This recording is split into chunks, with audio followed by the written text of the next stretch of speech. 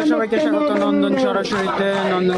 আমি মইনুল ইসলাম আপনাদের সাথে যুক্ত আছি যমুনা প্রধান উপদেষ্টার বাসভবনের সামনে থেকে। এখানে অবস্থান নিয়েছে সাধারণ শিক্ষার্থীরা। তারা বিভিন্ন স্লোগান দিচ্ছেন, স্লোগানে মুখরিত করে রাখছেন চারপাশ। দাবি একটাই, আওয়ামী লীগের নিষিদ্ধকরণ এবং বিচারের ব্যবস্থা করা, যত দ্রুত বিচারের আওতায় আনা সম্ভব বিচারের আওতায় আনা। এখানে উপস্থিত আছেন এনসিপির অন্যতম মুখ্য সংগঠক সার্জিস আলম,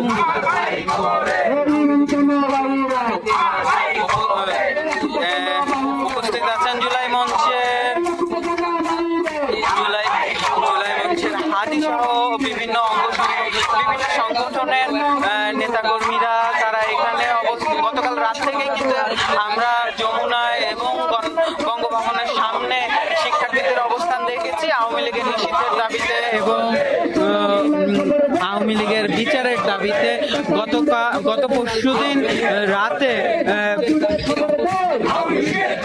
সাবেক রাষ্ট্রপতি আব্দুল হামিদ ব্যাংককের উদ্দেশ্যে থাই এয়ারওয়েজের একটি বিমানে করে বাংলাদেশ ত্যাগ করে। সেই খবর যখন গণমাধ্যমে আসে এবং প্রকাশ্যে আসে, তারপর থেকে কিন্তু ফুসে ওঠে ছাত্র জনতা। তারা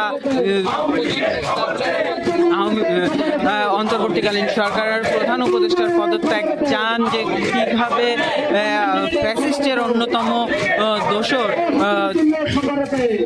আব্দুল হামিদ বাংলাদেশ ত্যাগ করে গেলেন এবং জুলাই গণ অভ্যুত্থানের 9 মাস পরে এটি কিভাবে হলো, সেই প্রশ্ন নিয়ে তারা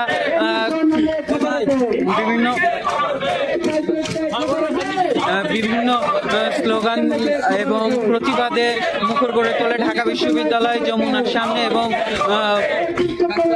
বঙ্গভবনের সামনে। বঙ্গভবনের সামনে আমরা দেখেছি সেনাবাহিনীর ব্যাপক উপস্থিতি।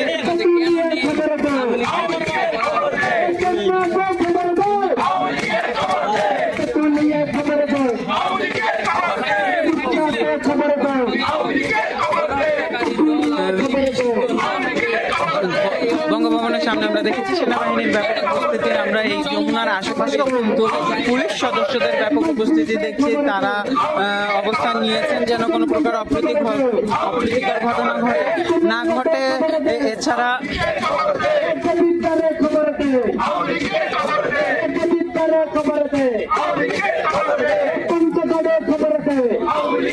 আমরা দেখেছি যে যমুনার সামনেই মঞ্চ বাঁধা হচ্ছে, ট্রাক নিয়ে মঞ্চ বাঁধা হচ্ছে এনসিপির পক্ষ থেকে। সেই মঞ্চে জুমা বৃহৎ সমাবেশের ঘোষণা দিয়েছে এনসিপি আওয়ামী লীগ নিষিদ্ধের দাবিতে। এই মুহূর্তে তারা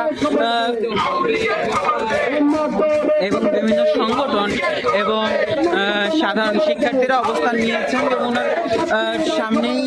এখানে তারা অবস্থান নিয়ে শেখ হাসিনার শাস্তির দাবি এবং আওয়ামী লীগের দ্রুত নিষিদ্ধের দাবিতে স্লোগান দিচ্ছে, তাদের অবস্থান কর্মসূচি পালন করছে। আমরা আপনাদের সাথে আছি, আমাদের সাথে থাকুন, দেখতে থাকুন।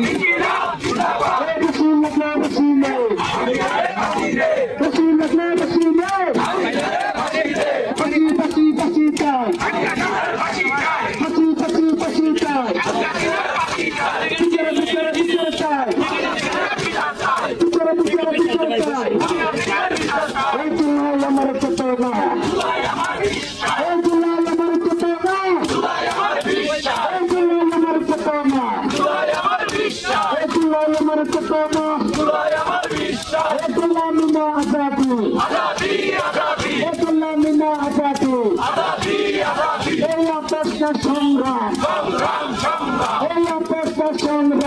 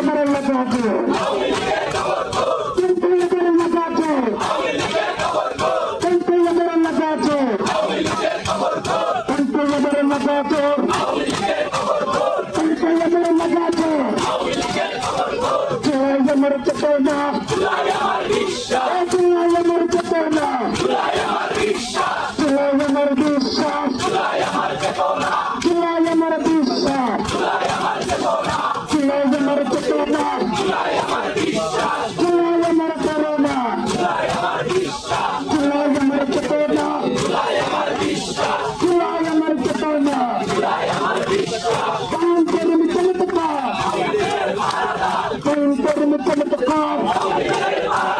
কাম করুন চমৎকার আসবেন না শুনে চমৎকার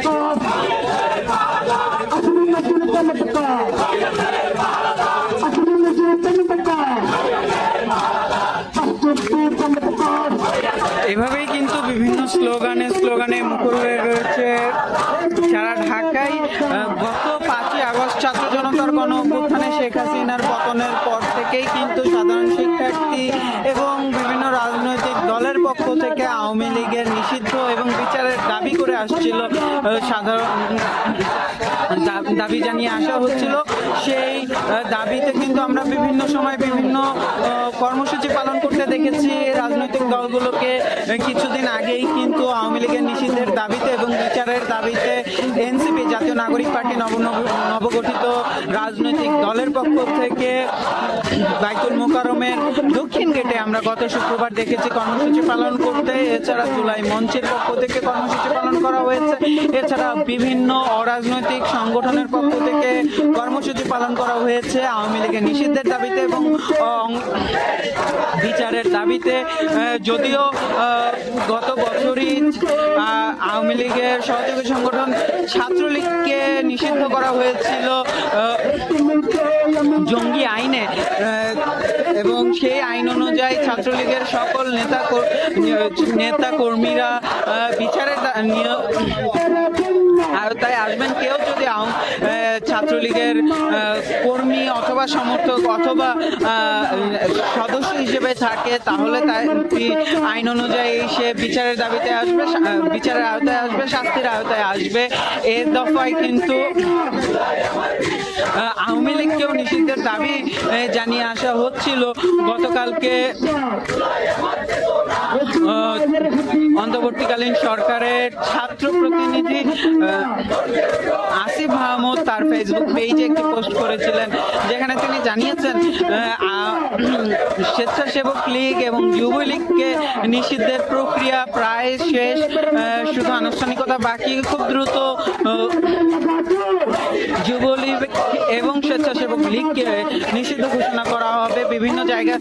তবে আওয়ামী লীগের বিষয়ে অন্তর্বর্তীকালীন সরকারের কোনো অবস্থান নেই।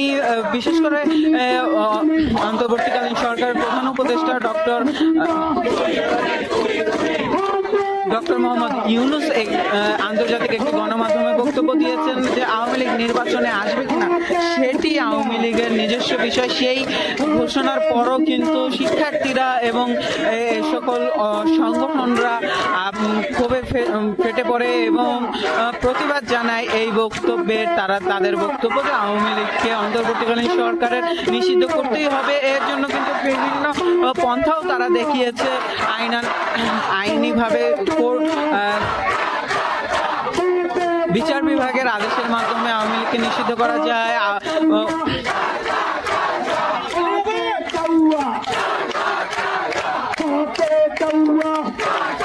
এছাড়া বিশেষ নির্বাহী ক্ষমতায় আওয়ামী লীগকে নিষিদ্ধ করা যায়, এরকম বিভিন্ন উপায়ও কিন্তু তারা দেখিয়েছে। তবে আওয়ামী লীগ নিষিদ্ধের বিষয়ে অন্তর্বর্তীকালীন সরকারের স্পষ্ট কোনো বক্তব্য কিন্তু এখন পর্যন্ত পাওয়া যায়নি, যার কারণে এই যে দাবি চলছে।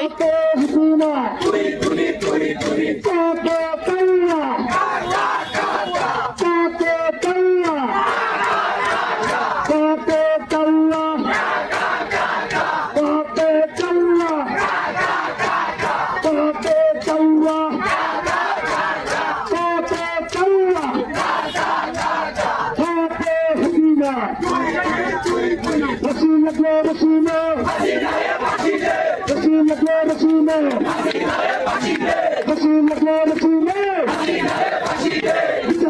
বিচার চাই, বিচার চাই, বিচার চাই, অন্য হত্যার বিচার চাই, বিচার চাই, হাতে হাসিনা, হাতে হাসিনা, হাতে হাসিনা, হাতে তৌলা, হাতে তৌলা, ইনকিলাব, ইনকিলাব, জিন্দাবাদ, জিন্দাবাদ, ইনকিলাব, ইনকিলাব,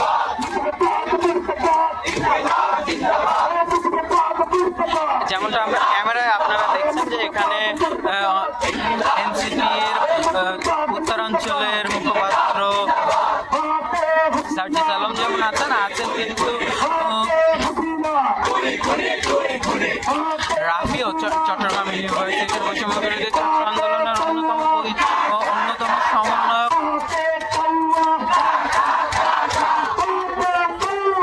রাফিও এছাড়া বিভিন্ন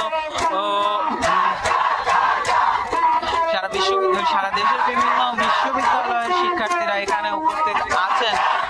ঢাকা বিশ্ববিদ্যালয়, জাহাঙ্গীরনগর বিশ্ববিদ্যালয়, জগন্নাথ বিশ্ববিদ্যালয় সহ অন্যান্য বিশ্ববিদ্যালয়ের শিক্ষার্থীরা এখানে আছেন। প্রাইভেট বিশ্ববিদ্যালয়ের শিক্ষার্থীরাও এখানে কিন্তু উপস্থিত আছেন।